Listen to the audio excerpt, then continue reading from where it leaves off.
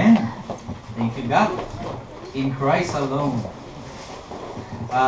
Iniimbitahan ko po ang bawat isa na tumayo.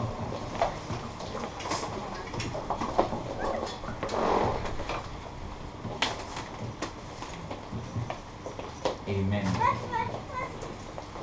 So, paano nga daw po ba tayo magre-respond dun sa sa preaching pastor? So, isa yon in Christ alone. Then, sabi po, seize every opportunity. Okay? Marami pong opportunity na nilalatag sa atin. So, it's up to us kung i-grab natin yon. Ano yon? Ministries for the Lord. Marami pong bagay. Okay? Kasi sabi po, naalala ko, kung saan daw po tayo abutan, ano man yung ginagawa natin, kapag dumating si Lord, kumusta tayo that time? Diba? So, nawa, we pray na abutan tayo ni Lord na naglilingkod sa Kanya. Okay? Ayan. So, Hebrew 12 verse 1, let us run the race with perseverance, the race that is set before us. Let this song be an encouragement to us to keep looking unto Jesus, the author and the perfecter of our faith.